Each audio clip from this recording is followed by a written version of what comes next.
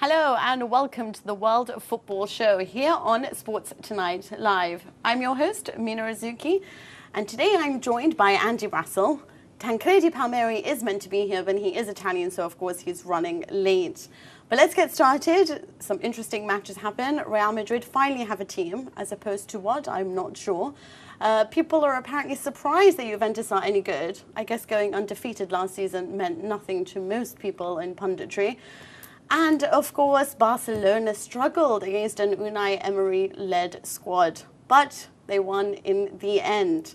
Let's start with Spain, because I think that's where all the action started. How are you, Andy? I'm not bad, thank you. Yourself? I'm very well, thank you. Some interesting matches. Dripping with understatement there.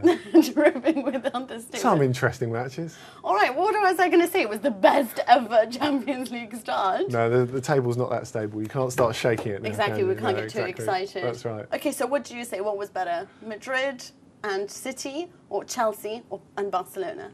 Well, I think Juventus. Well, you could have said any one of those three matches. Of course, they all had their moments. Barcelona versus Spartak Moscow was really fascinating.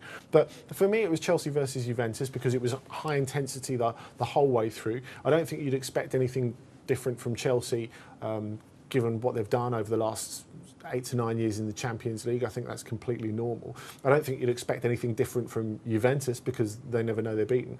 I think the difference between that and the Real Madrid versus Manchester City game is that probably the last 40 minutes, 35, 40 minutes of that were so breathtaking that you just forget what went before, almost, which was absorbing enough, but it wasn't out of your seat great Champions League football, was it? Okay, a lot of people said to me that they fell asleep for the first 45 minutes. Yeah, I think that's harsh. I think that is harsh because I think, despite the fact that City really never got into the game in the first 40 minutes or so, I thought the fact that Real Madrid kept coming close to opening that door, and of course you could see Maicon really suffering, and I really stood up for Maicon because I thought he's going to bring his experience, this is the man that won the treble, and of course he was humiliated. I thought there were a lot of errors on the part of Roberto Mancini to not put enough men on that left-hand side, knowing give him a bit of protection. Yeah, knowing that that's the way that Marcelo and Ronaldo work so well, and of course Michael Cox of Zonal Marking pointed out the fact that afterwards, on bringing on David Silva, he can go centrally. So Marcelo had all the time in the world to go down on that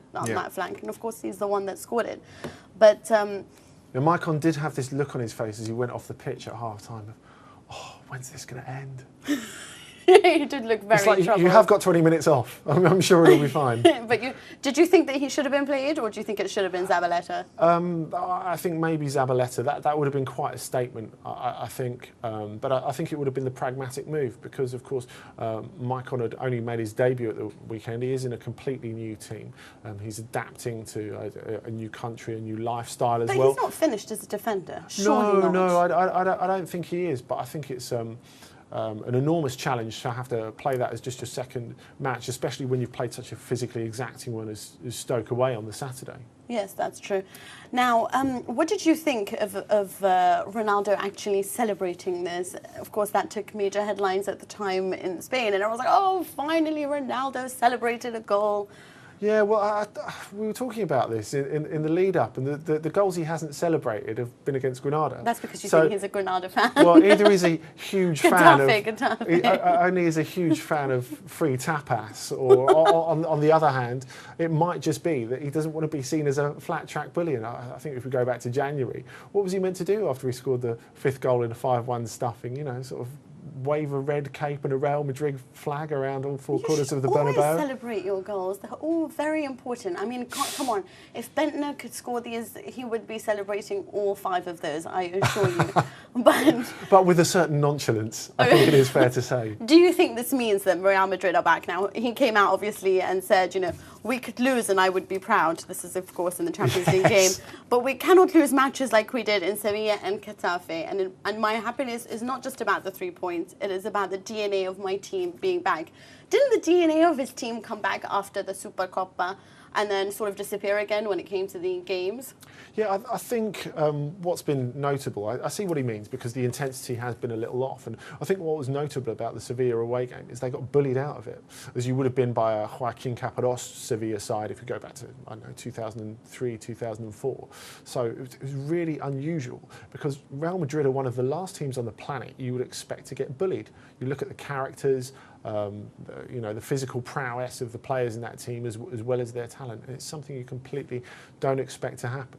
But I think that, they looked like they'd let it slip against Manchester City a couple of times, and then they came back. I think Mourinho's being slightly disingenuous when he says, I would have been proud of my team even if we'd lost. It was the end that made the performance. It really was. Well, I'm not sure about... I really don't know whether the signals are returned back, but let's have a look at what the paper said about this particular match in Spain. So that was Marca. El Madrid sí tiene equipo. So Madrid has a team. And look, both of them celebrating the same way. They have the same agent and the same celebrations. Well, I wonder what Jorge Mendes was doing in the corporate boxes at the time. Probably doing the same celebration. A few carpet burns through his D&G suit, perhaps. And then if we look at AS as well, what a terrific name for a newspaper. Remontada de leyenda. So a legendary comeback, indeed it was. Now, are you more disappointed that Man City couldn't hold on to the lead, or are you more sort of thinking that this is the brilliance of Real Madrid? They're never really ever out of it. They can score at any stage. Yeah, I would like to be positive about Real Madrid, and I think they deserve that.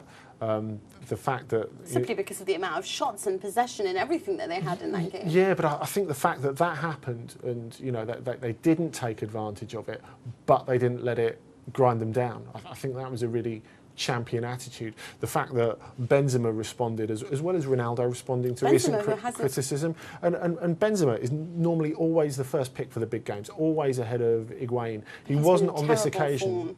He's not been great, but he's really responded. And Mourinho has really known how to get the best out of him. He's a slightly sulky kid, albeit a very talented one, when he arrived in Madrid.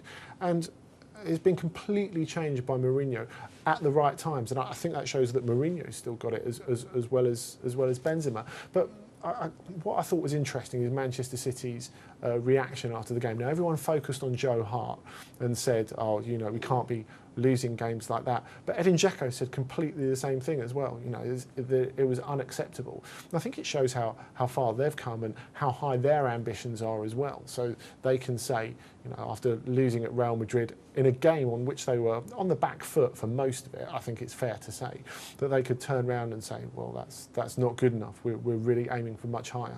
Well, you see, the thing that upset me the most about Real is that, for me, I feel like they're very reliant on Xabi Alonso. I know that Ronaldo is their hero, but in terms of creativity, he is the sort of the point that joins the team together. Now, obviously, they brought in Modric. That could be another player in the middle. He can play in that role, in Ozil's role. He's very flexible. But they've decided to go into this game sort of without that creativity, again leaving Xabi Alonso with that task. There's no Ozil really until the end. Of course, there's no Sergio Ramos who can make those darting runs that he does into the centre as well. What do you make of that particular decision to drop those two creative players and Sergio Ramos? Well, I think it's... Because I think that it hindered them a little. Yeah, I agree. But I think it was necessary, certainly in terms of shaking the team up after the Sevilla defeat.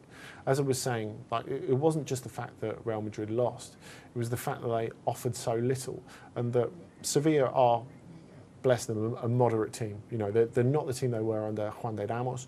They're a lot more workmanlike, and that they managed to wind up and annoy Real Madrid, get them involved in situations. It's really something you don't expect at all. So I think Mourinho had to do something. Sergio Ramos was a surprise. I don't think there's any doubt about that. And I think Varane showed his lack of match practice on occasions. I think he will be a very, very good player, but he hasn't been great for France under 21s recently either. So he's a bit out of nick. So I think that's part of it. But I think something had to be done with Ozil too, and he's not been himself recently. And you know, there have always been these whispers in Madrid that maybe he socialises a little too much. Yeah, he went from the boy that prayed incessantly to the boy that socialises every day now. Yeah, well, I think Mourinho was saying, you know, come on, you've got to get your priorities right, and that's what he said. I think the day after the Sevilla game, a couple of them went on a I think advertising shoot or something like that, and he was like, you know, come on, we've got to work at it. I think Ozil is one of the targets of that. And again, I think it's all credit to Mourinho, the way that Ozil responded. He came on and he was very, very influential. But as you were saying, the adaptability of Modric, the fact that he can play deeper, as he did for Spurs, starting moves, but he can also play as a number 10. So all of a sudden, Ozil's not completely indispensable. And Modric is really thriving off that advanced role as well. You know, and it's an opportunity for him to develop his game even more, to score more goals, because he didn't really score enough goals at Tottenham. Obviously, you have to take the positional switch into some sort of consideration. He still has a habit of sort of drifting in and out of games at times, which, but you know, I don't want to focus too much on this without focusing on the fact that I wasn't very impressed with Barcelona. Now, do you think there's had to do? Oh, don't smile. I think they're wonderous.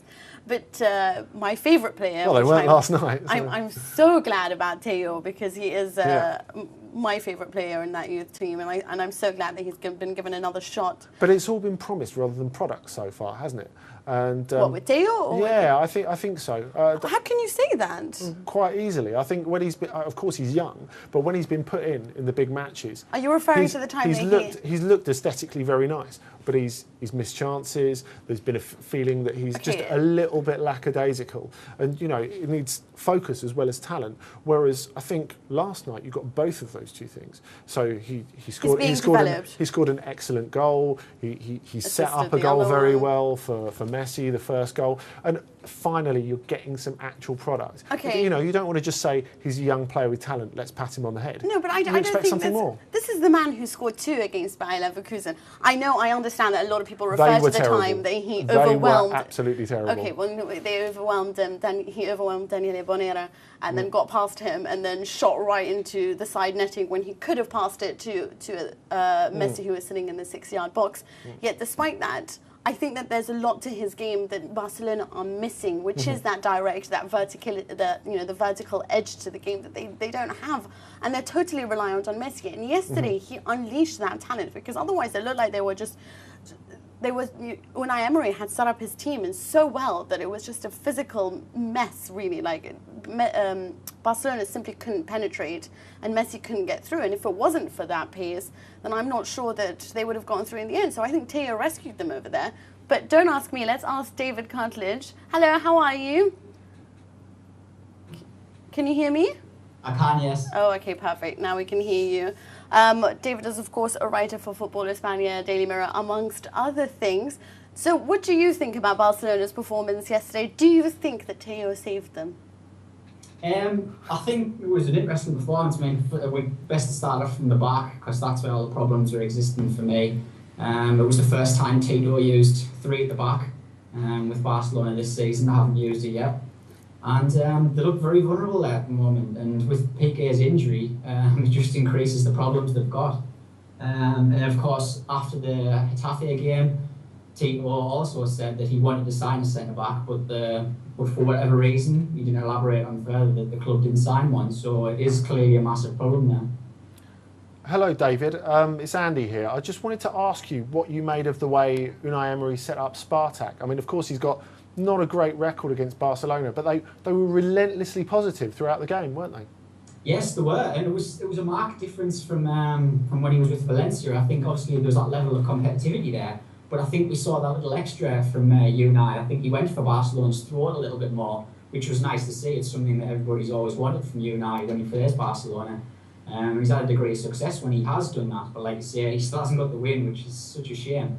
But I think he's working with players at Spartak that are more suitable to the system that he wants to play. I think with Valencia, he was limited in how he could, how that system could be versatile, and how he could mould it a bit more. And I think with Spartak, he's actually got a better variation of players there.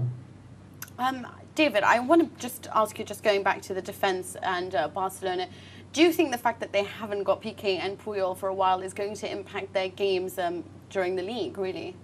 Yes, I think without a doubt. I think even with even with them fit, I think it was still a problem because they're testing out these new systems, and there's I don't know, there's not much protection there at the moment in front of those players. I mean, Alex Song was brought in, and he looked so vulnerable when he switched into centre back, and he's not a centre back. I've spoken to Arsenal fans, and they say he's always looked uncomfortable there.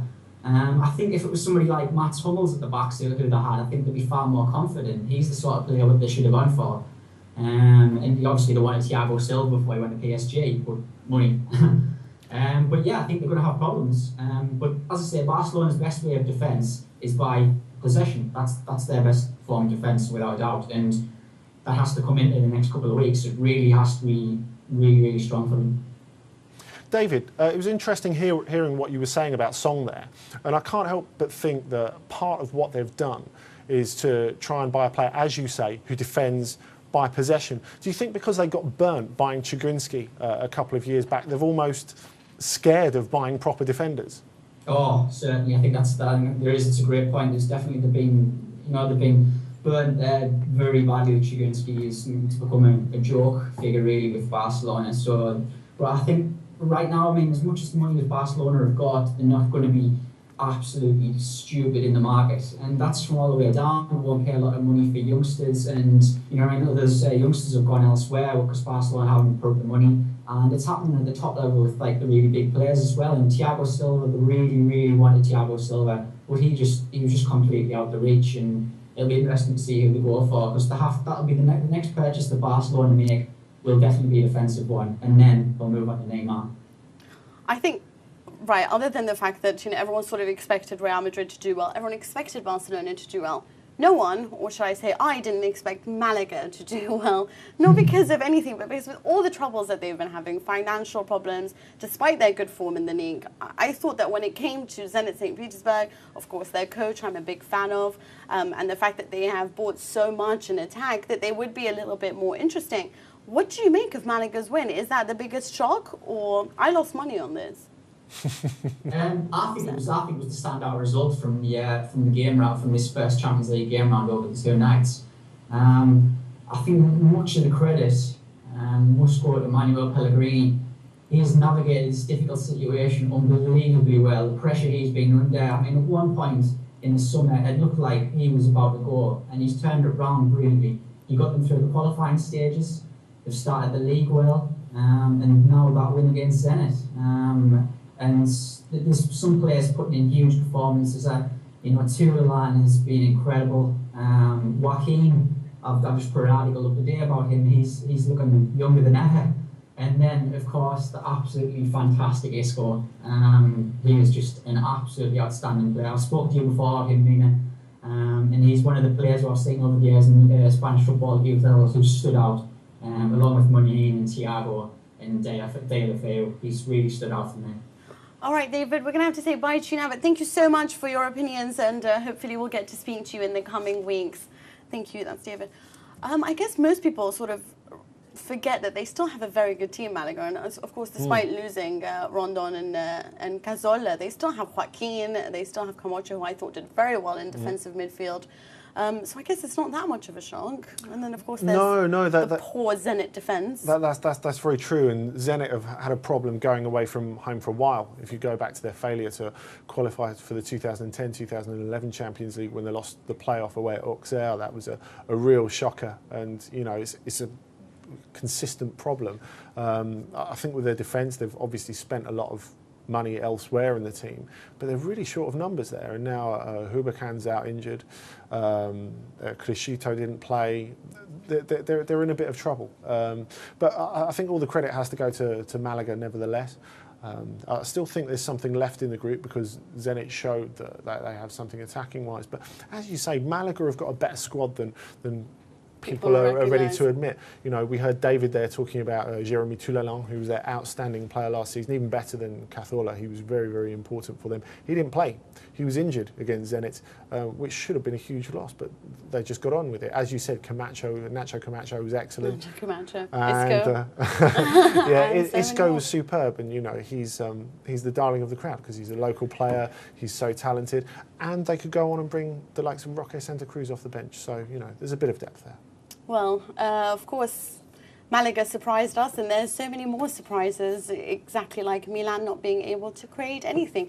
But we will discuss more from the Champions League after the break, so we'll see you in a few.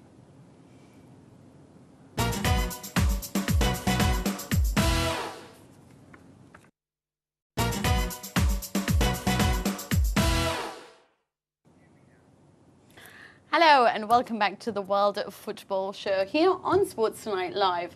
Now we finally have our third guest and arriving sort of, you know, a little few minutes late. Please can we welcome Tancredi Palmeri to the show. Hello, Buongiorno. The problem is that during the Olympics the transport were so good that now in London I feel so confident they will always deliver. It's no more like that. It's okay. I used to use that excuse all the time when I wouldn't hand in my coursework on time. But let's move on and let's talk about for me, probably one of the dullest matches of the Champions League, and one that I was so disappointed to watch, simply because I think Milan are capable of so much more. What's going on, guys? I mean, 0-0 against Anderlecht. This was meant to be the place that they collected a win for sure. I mean, this is the side that came so close to defeating Barcelona last season, and I know that they lost a lot of great players and a lot of veterans and a lot of experience, but surely they're better than at least managing a goal at home. But given those two defeats at the start of the Serie A season, maybe Allegri will look back at this point as a 0.1 later in the group, perhaps, because I think it is going to be a tight group. Zenit have shown they've got some stuff to work on, and I think if you put it into context, the fact that Milan could have been in a lot of trouble in the first half. Abbiati made a couple of decent saves. Anderlecht made all the running. And Anderlecht have got a lot of experienced players. So I think they smelt a bit of weakness in Milan and they went for it. There is a point in which it's not that I disagree, just that it's to be clear. You said Allegri will look back at this as the 0.1. I said might. Might. We'll have Allegri time to look back at this point of 0.1. Yes. Because what happened is this. There was a phone call in the night between Silvio Berlusconi and the CEO, Adriano Galliani. We have to remind that Allegri is totally the pick of Adriano Galliani, the choice of him, protected, defended by Galliani. And Berlusconi wanted him out. Never. It's not like this. It's not the choice of Berlusconi. And Berlusconi was away from the Milan's business properly for the last years. So he's starting to get back now.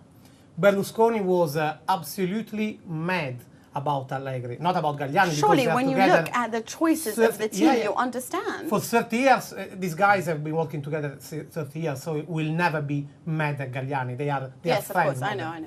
And was totally mad and said, let's put him out. And Galliani asked, I should remind another thing. Before Atalanta's game that they lost last Sunday, they fixed a check-up deadline about Allegri for the 7th of October, when there will be the Milan derby. So was like, let's see on the night of 7th of October if it is the case to go on with him or not. Berlusconi was mad. Berlusconi said, let's put him out. Doesn't make any sense anymore. Galliani said, one chance more. He said, I put my face in this. Please, one chance more. On Sunday against Udinese. If Milan will fail again against Udinese, 90% Allegri will be out. There are voices who could be to replace him. Still, nothing is sure. The first possibility, first chance, is Mauro Tassotti, his assistant, the one that was the assistant of Carlo Ancelotti. But 2 years ago, when Ancelotti tossed it back to Milan and Milan decided to pick Leonardo, Tassotti was already asked to take the Milan job, and he said, I don't feel I can handle that responsibility. So it would be strange that he would take that responsibility now.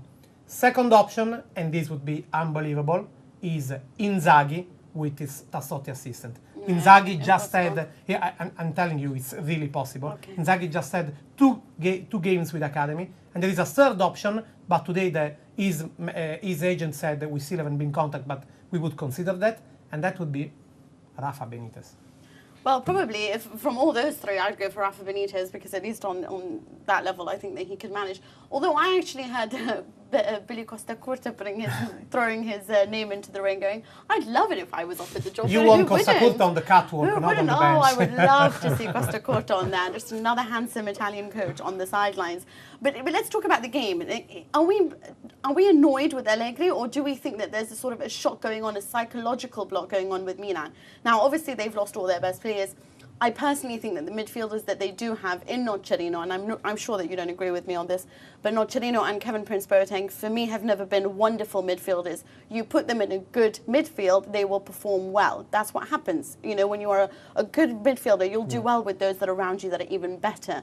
But if you are not by yourself someone that can make the difference, and none of their midfielders, in my opinion, barring perhaps Montolivo, can really make the difference. And they suffered. But my question is, why would you put out a team where Pazzini is the man on top, and the rest of it, it's a purely defensive side? I understand what you say.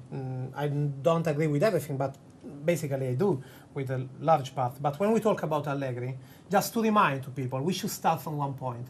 This is the person that said, that had the face to say, in my system of playing, I prefer to have Mark van Bommel in the center of the midfield in place of Andrea Pirlo. We can get rid of Andrea Pirlo. Yes. I mean, everything starts from there. Yes. When we talk about tactics, when we talk about Allegri, but he wanted Montolivo now because he wanted him to sit in front of It's not that he wanted Montolivo. It's that Montolivo was the good chance to sign him, free agent, and Allegri said, but yes, he did Montolivo, want a playmaker now. I think he's realised the error of his after ways. last year, where Ibrahimovic almost did even goalkeeping because he was doing everything. Nocerino scored 10 goals, if I'm not mistaken, because Ibrahimovic was downloading a lot of assists. Me too, I would score, and not with my feet if Ibrahimovic would give me assists. But I've been watching, I don't know many times, live at San Siro, Allegri for 2 years. I couldn't spot, except in some 3 or 4 games, his touch, his tactical touch, or maybe I could spot his tactical touch, in 2 years. Never. It was always on the shoulders of Ibrahimovic. Now, he said last Saturday night, after losing against Atalanta, he said these words: we should understand now that we don't have anymore some kind of players that can let us win the game by himself. Oh, come on! You realize just now? You waited 2 years. I mean, when you have Ibrahimovic, the good thing is that he can give you points while you build up your game. He didn't do nothing for 2 years. And now this is the reward. So you basically agree with his sacking? I was agreeing with him sacking already 1 year and a half ago. So. Okay. Well, I've never really been a big fan of Allegri anyway. But let's go on from sad news to triumphant news. This is, of course, I'm referring to Juventus's great draw. Today I got a little carried away on Twitter and called it a wonderful win. But that's what it felt like, because they went 2-0 down in Stamford Bridge, honestly, one of the most hostile grounds, to then collect a point from 2 mistakes, I would guess, on Chelsea's behalf. Do Juventus belong in the Champions League? Well, I think they've shown that they do, but I think what's the most interesting thing, seeing as they've been out of the Champions League for a while, is that they brought that intensity from Serie A and brought it to one of the top Premier League teams, to the European champions. That is absolutely extraordinary, I think. I think it's exactly the game I was expecting from Juventus, with the bonus and the malus, the minus and the plus. Not because I said before the game would be a draw with goals and with a lot of entertainment. It is because all the pace, all the runs, all the dynamics, a really lively game of Juventus was there in Stamford Bridge. But with the minus also, that you can't spot in the box someone doing the movement that you need from a forward to convert, to finish your game. Yes. And there is one, we watched together and we weren't persuaded at all when Quagliarella was placed in, the guy that scored the equalizer. But there is one reason why Quagliarella scored. For all the game, we saw from the 2 forward up in front, Vucinic and Giovinco, if we can call them forward, always they were doing the movements, the cut in. The first time that someone did the cut-out going from outside the box and then coming in, wow, the Chelsea defense was surprised, and finally they have a real chance in the box, because they could have a lot of chance, but always they were approaching the side of the box. Always going via funnel almost through the centre. If there would be just Not a Van Persie, but not even a Bentner. Someone like that. Yesterday, Juventus would ship the 3 points. Yes, I definitely think that the fact that they don't have that striker, and you can see Giovinco is struggling, you know, he may have talent, and I don't deny that for a second, but he doesn't have the physical stature to play at this level, in my humble opinion. You know, sometimes it's not even a matter of physical, because if we look at Barcelona, well... it doesn't matter about being small. That's not the question. Give a time. Giovinco, you can drop him in Stamford Bridge and pretend that he will already perform. No, I mean, he performed really well in Stamford Bridge the last time that Juventus were there, and he was, of course, still at that time a Juventus player. He's still inconsistent, and I understand that a question of time, but I do think that at this age he should be sort of a little bit higher than where he is. Yeah, but I don't mean age. I mean a past of performing, of playing at this level in Europe. You could spot that even in other players that have more experience than Giovinco, in the first 20 minutes, there was a huge tension for the stage where they were performing. I don't think that they expected it to be at the pace that it was, but what we needed as well was the fact that, you know, Oscar obviously man-marked Pirlo so well, and it was time for Vidal and Marquisio to take on that responsibility and understand, well, listen, we can't depend on Pirlo, so we're going to have to make those runs into the box. And Marquisio, it took him a while to get into the game, but then he did, and of course he was the man that delivered the 2 delightful assists. But do you think that with the lack of strikers that they are, that this midfield is good enough to perhaps take them far?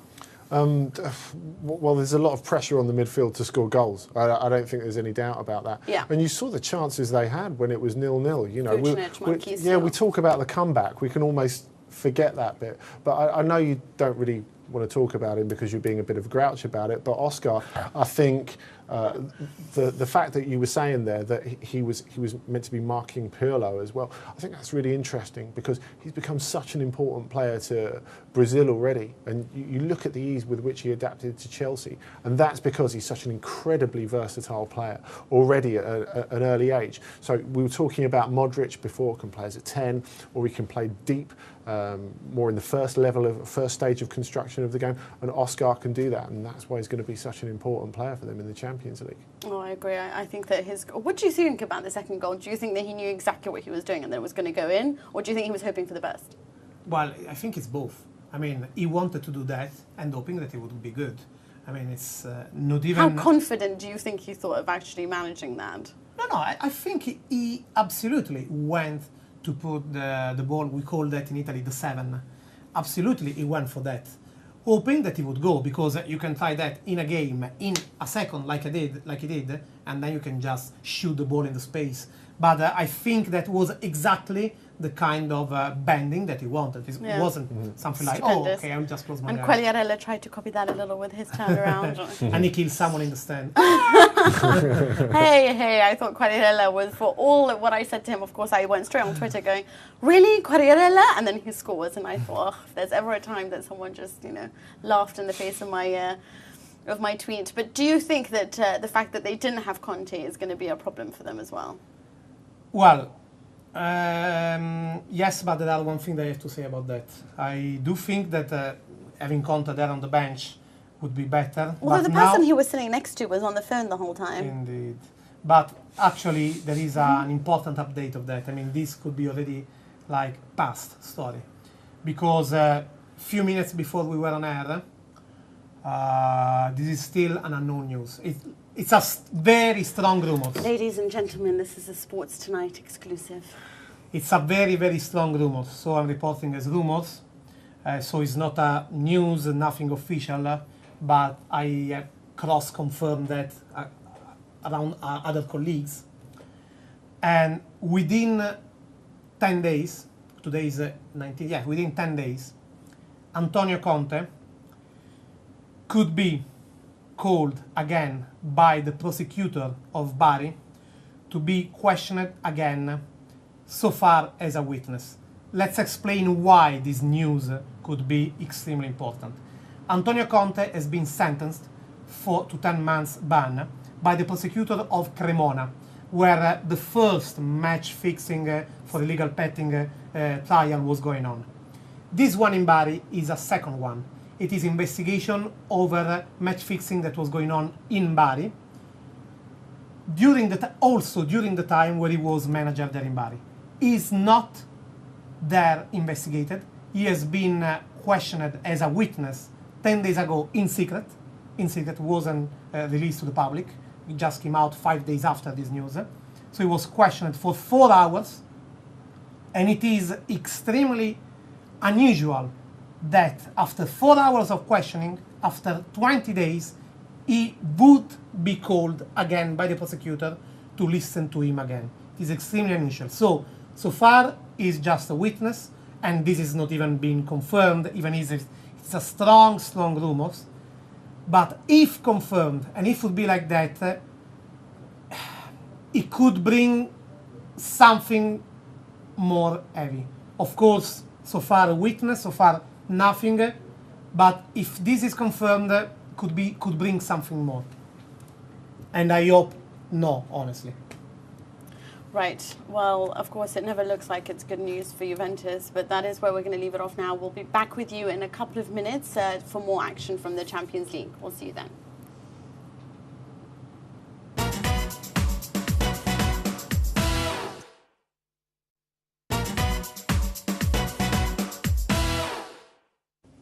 Hello and welcome back to the World of Football show here on Sports Tonight Live. Now, if you thought Juventus had problems, then France have even bigger problems, as Lille lost to Bate Borisov. And, of course, so did Montpellier to Arsenal, though I think they at least gave it a go. However, they do have PSG, who, of course, were in thrilling form with a 4-1 victory that not even I would have ever imagined would happen. But let's go straight to our correspondent, Jonathan Johnson, who is going to tell us all about France. Can you hear me, Jonathan? Yes, I can. Hi, how are you doing? I'm good, thank you. How are you? Good, I'm fine, thank you. All the better after that fantastic midweek result for PSG, as you were just mentioning. Yeah, I can imagine, actually. So can you tell us quickly about what exactly happened to Lille? I mean, did anyone expect this? No, I don't think anybody expected it. It was a surprise result. I mean, Bate Borisov have been in the Champions League now for a couple of years, but I don't think they'd ever won a game before last night. So going into the game, they had a lot to prove. Quite a few of these players had come with the Belarusian national team the week before to play France in Paris. Probably felt a little hard done by because they put in a good performance there. So I think they had a lot of motivation going into this game, and they really just blew Lille away. I think the problem is, and it was the same with Lille last season when they played their first Champions League game against CSKA Moscow. They went into the match with an attitude where they sort of expected to get the win and sort of thought the game was half won before they even had to kick a ball. And I think Borisov turned up, were very motivated, played some very good football, took the chances that they had when they came their way, and by half-time, Lille were out of the game and had no answer, really. Hi, Jonathan. 2 years ago, I was at San Siro for Inter Lille, and I spoke with Aimé Jacquet after the game. And, well, for me, it was a natural. I was proud that he was agreeing with me. We both agree that the Garcia attitude with the game and with the campaign was like, I would say, too open. I would say, like, not smart enough to understand the moment in which defending, in which just give time to the game. I rewatched part of the game this morning, and looked to me something like he didn't learn the lesson in these 2 years. No, I think Rudy Garcia is very stubborn when it comes to his team selections. The way that he likes his team to play, he has a very specific game plan in mind, and sometimes I think it's fair to criticise him and say that there is quite often no sort of plan B, no backup, and if the first plan is not working, then there's no second plan to fall back on. And I think once a team is able to disrupt Lille's strong passing, possession-based game that they have, then it's quite easy to beat them. Right. Okay. Especially in Europe. Yeah. Okay, so Lille perhaps underperformed, but are people now talking about PSG being one of the greatest teams in France we've ever seen now, and after that great win over in the Champions League? I don't think people are talking about PSG as a potentially great team just yet. I mean, yes, on paper, I think this is one of the strongest teams French domestic football, at least, has seen in a long, long time. But I think, as I said, the problem is, and people are talking about PSG as a potentially great team just yet. I mean, yes, on paper, I think this is one of the strongest teams French domestic football, at least, has seen in a long, long time. But I think, as I said, the problem is, and people are talking about PSG as a potentially great team just yet. I mean, yes, on paper, I think this is one of the strongest teams French domestic football, at least, has seen in a long, long time. But I think, PSG, the club, view the result against Dynamo Kiev in midweek as a message really to their European rivals to show that it is a serious project. The club has serious ambitions and really wants to become a top player, a top club within Europe and a real player when it comes to these big competitions.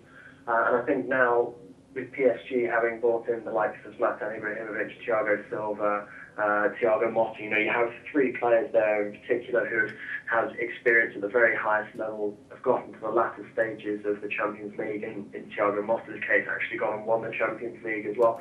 And that experience was missing from the team at the very beginning of the Qatar sports investment era. And now that they have this big match experience in some players, I think they're very confident that they can go a long way in this Champions League. Hello, Jonathan. It's Andy. At the start of the season, when Ibrahimovic signed, in the press conference, Nasser Al-Khelaifi, Leonardo, they weren't even talking about winning Ligue 1. They were talking about the Champions League. Now, there seemed to be a feeling, and I think this is the best PSG have played this season, and of course, Dinamo have their frailties, particularly at the back. But Pastore just seemed liberated. He complains that when he's in France, and he was talking to Angel Cappa about this, his old coach in Argentina a while back, how he feels restricted in France, constricted by the game.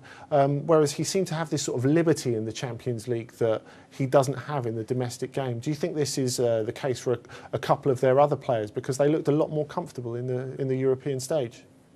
Yeah, I think some of the more creative and attacking players definitely feel that way. I mean, what people have to bear in mind is France is a very difficult league to participate in. A lot of the teams are very strong defensively, and they're very, very difficult to break down. From the top of the table to the bottom, every team is very physical. And so for a player like Pastore, who, with his waif-like physique, he's not the strongest of players. So when he's challenged physically, on and off the ball, he can struggle with that sometimes. So yeah, I think I'd agree with his point of view that he sort of feels more free to express himself in European football. And then going back to the point that you made about Zlatan Ibrahimovic's unveiling, I mean, I think that it's not assumed that PSG will win Liga, because the competition is not something that can just be won by throwing a lot of money at the team. It's a very difficult competition, and every game is not as one-sided as sometimes it may seem on paper. But I think the club definitely have more of a long-term ambition to become important in European terms as opposed to just domestic terms. Okay, thank you, Jonathan. I know that we made you wait a long time before we could have you on the show, but thank you so much for your input. We will hopefully catch you in the next few weeks to tell us a little bit more about what's going on in France. But we have to go straight to a break. Before that, I'd just like to say well done to Verratti. I thought he did wonderfully. And then we'll see you after the break to discuss some odd events going on with Hanover. See you in a bit.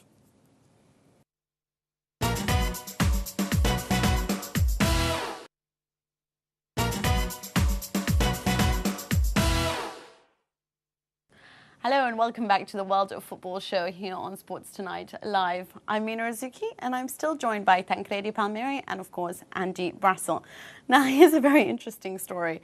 Someone who wasn't present at the Genoa-Juventus match in their own stadium was, of course, the president of Genoa, Enrico Preziosi. Now, because he's serving a 6-month ban, the states from a long time ago, he wasn't able to join it. So beautiful. And he sent, well, we don't know what's happened, but some people are suggesting that he sent a cardboard cutout of himself so that he would still look like he was in the stadium. This is, ladies and gentlemen, what happens in Serie A. Other people say that it was just brought in as a joke. We don't know what the real story is. What do you think? Do you think it was him? Usually it's not that ironic, Preziosi, so... But you know, this is not Di Laurenti. but you know, Preziosi is the tycoon of toys in Italy. So might be that some creative guy suggested that. It's a wonderful story, but and even one that is more unusual, let's say, is Hanover's Hushti. Now, he celebrated his injury time winner against Werder Bremen, and in doing so, he received 2 yellow cards, and one for leaving the pitch and the other for removing his shirt. In the same action, we should add. In the same action, yes. There's one a very action. nice scissor kick to win the game in the final minute. 1 card for taking off the shirt, and he still had it in his hand, and he jumped into the crowd. The crowd were all very respectful. No one tried to take the shirt from him, which must have been quite tempting. If you think, you go all over the world and everyone has a little handwritten thing saying, Ronaldo, make me happy and give me your shirt, and all that sort of stuff. But he was gutted, and it's a big deal for Szabolcs Huszti because he was a cult hero at Hanover before. He went off to Zenit St. Petersburg for 3 years, and he's just rejoined. He's just making his comeback. He wasn't playing very much, especially in the last period at Zenit. So he scored the first goal, he set up the second, and then after they lost the 2-goal lead, he scored the winner in the last minute, full of emotion. And when he got sent off, he was gutted. He was absolutely gutted. Mirka Slomka the coach had to come out and give him a cuddle. One of the other subs came up and gave him a cuddle. He didn't know the rules. How could you not know the rules? Okay, I used to be referee just in amateur league in Italy. But I had my professors, my teachers were the same that Collina had and Rizzoli had. So I honestly, the school was fantastic. Wonderful. Yeah, and you could have been a little Collina. Okay, yes, sorry. indeed. You see that I'm almost on the way. So the rule has slightly changed because before, if you would run to the crowd, for example, in the stadium where there is the athletic track. Well, you have to be very fit for a start. In Italy they do all the time, and you would be booked. You get a yellow card for that. Now you don't get any more yellow card for that. You will get it if you just climb the fences, something like that, and you do that. Okay. Still, if we stand to the rules, yes, there should be the yellow card. But there is one reason why it's never happening like that. My professors that were absolutely damn excellent professors. They were telling me, you just have to use the rules. But in a situation like this, you have to use the good sense. The good sense is not the one that if there is a red card to the goalkeeper, there's a red card, and the team is already losing 3-0, and you're giving the penalty, so you have to give also, you don't have to give the red card, because it's the third, it's the last man. It is something that is connected with the game. But this time, for God's sake. Oh, come on. Seriously? You want to do this? This is the action. So you're Mina. blaming the referee? Look, yeah, but this is, look, Mina, this is the action. And I give you even the red card. Seriously? You want to look but so you're ridiculous? blaming the referee. Yeah, I'm blaming the referee. Okay, let me just It was beyond letter of the law, I think. Yeah. No, but come on. The referee admitted the decision had troubled him, and he said it hurt me, but added that the rule book left him little choice. As the executive, I need to do this. I don't have any other option. But he admitted that it really pained him. I actually feel sorry for him because you've got to follow the rules. No. If you... I think as well there has to be a degree of responsibility with the player because I think that they kind of know the rules. So I remember actually, of course, Lyon are making a return to the Europa League later. They'll be playing Sparta Prague. Last time they played Sparta Prague, they won 5-0 at Jurland. When Brian Bergeny, the midfielder, scored the 5th goal, he took his shirt off and had another absolutely identical underneath. Yeah, and that actually... But he still got booked. Yeah, for that you have to... Because... Why? That's a very creative way of finding it is people creative, into something. Because you are booked, not because on your chest there is no more the proper shirt. You are booked for the act of taking off the shirt. So... Why is that a booking? Because, well, the reason is... It's disturbing the women in the crowd? No, the reason is why... at the beginning, it was because was believed to be something that is mis of respect for the others. Then is a political decision because otherwise people will start to show a political sign or some whatever. So or you just don't take off the shoe. Talking to women. Or anyone else for that matter. This is something that Balotelli loves to do. But sadly, that is all we have time for on the World Football Show for today. Can I please thank my co-hosts or pundits or whatever you'd like to call yourselves, my friends, my chums, Angie Brassell and of course Tancredi Palmeri. Thank you so much for joining me. Do join us next week, sort of same time, same place, and the same football chat. See you then. Take care.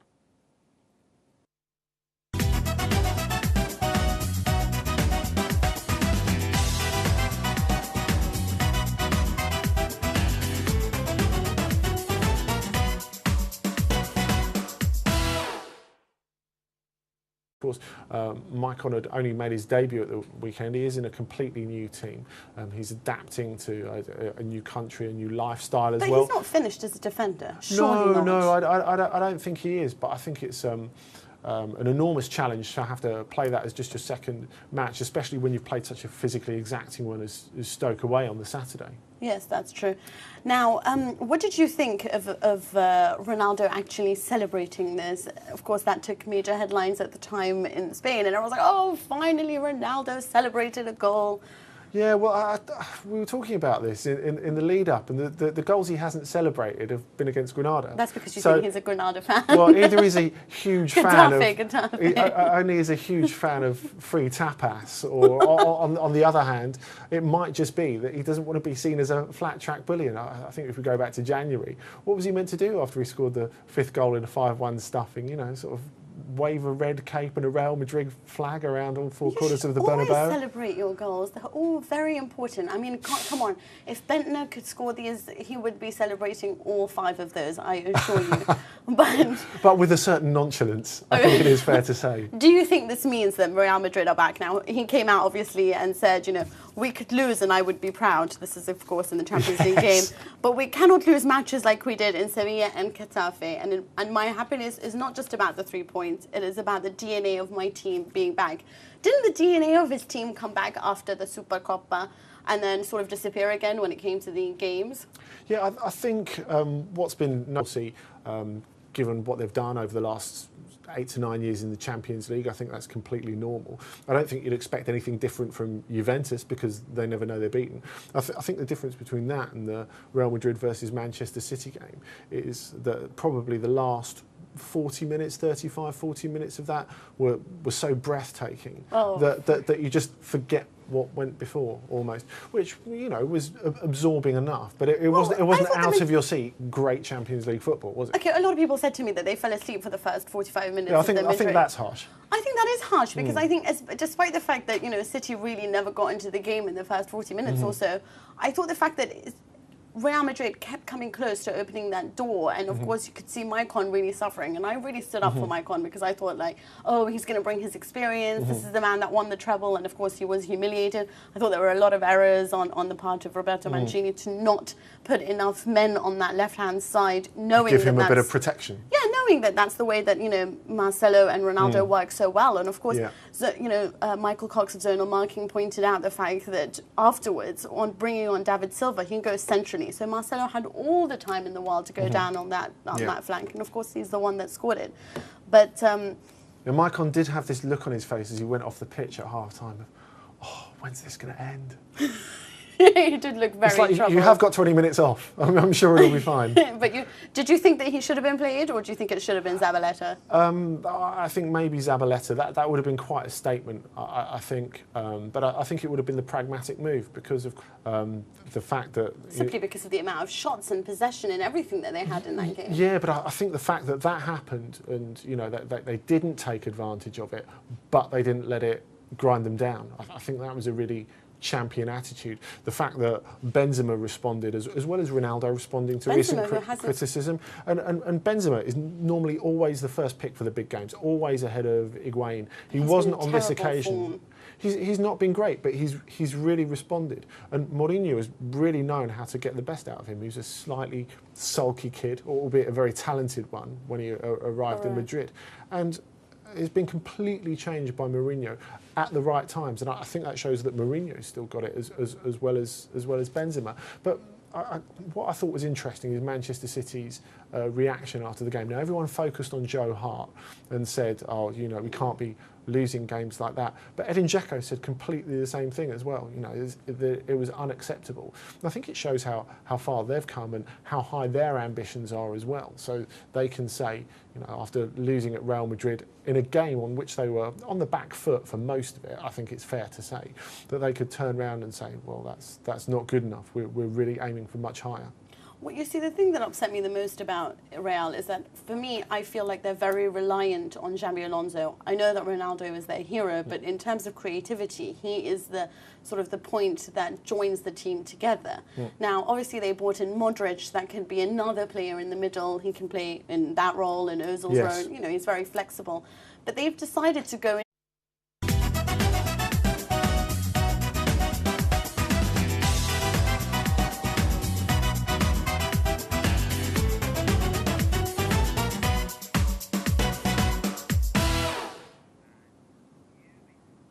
Hello and welcome to the World Football Show here on Sports Tonight Live. I'm your host, Mina Rzouki, and today I'm joined by Andy Brassell. Tancredi Palmeri is meant to be here, but he is Italian, so of course he's running late. But let's get started. Some interesting matches happen. Real Madrid finally have a team, as opposed to what? I'm not sure. People are apparently surprised that Juventus are any good. I guess going undefeated last season meant nothing to most people in punditry. And, of course, Barcelona struggled against an Unai Emery-led squad. But they won in the end. Let's start with Spain, because I think that's where all the action started. How are you, Andy? I'm not bad, thank you. Yourself? I'm very well, thank you. Some interesting matches. Dripping with understatement there. Dripping with understatement. Some interesting matches. All right, what was I going to say? It was the best ever Champions League start. No, the table's not that stable. You can't start shaking it now. Exactly, we can't get too excited. That's right. Okay, so what do you say? What was better, Madrid and City, or Chelsea and Barcelona? Well, I think Juventus. Well, you could have said any one of those three matches. Of course, they all had their moments. Barcelona versus Spartak Moscow was really fascinating. But for me, it was Chelsea versus Juventus because it was high intensity the whole way through. I don't think you'd expect anything different from Chelsea. Notable. I see what he means because the intensity has been a little off, and I think what was notable about the Sevilla away game is they got bullied out of it, as you would have been by a Joaquin Caparrós Sevilla side if you go back to 2003, 2004. So it was really unusual because Real Madrid are one of the last teams on the planet you would expect to get bullied. You look at the characters. The physical prowess of the players in that team as well as their talent. And it's something you completely don't expect to happen. But I think that, they looked like they'd let it slip against Manchester City a couple of times, and then they came back. I think Mourinho's being slightly disingenuous when he says, I would have been proud of my team even if we'd lost. It was the end that made the performance. It really was. Well, I'm not sure about... I really don't know whether the signals are returned back, but let's have a look at what the paper said about this particular match in Spain. So that was Marca. El Madrid sí tiene equipo. So Madrid has a team. And look, both of them celebrating the same way. They have the same agent and the same celebrations. Well, I wonder what Jorge Mendes was doing in the corporate boxes at the time. Probably doing the same celebration. A few carpet burns through his D&G suit, perhaps. And then if we look at AS as well, what a terrific name for a newspaper. Remontada de leyenda. So a legendary comeback, indeed it was. Now, are you more disappointed that Man City couldn't hold on to the lead, or are you more sort of thinking that this is the brilliance of Real Madrid? They're never really ever out of it. They can score at any stage. Yeah, I would like to be positive about Real Madrid, and I think they deserve that.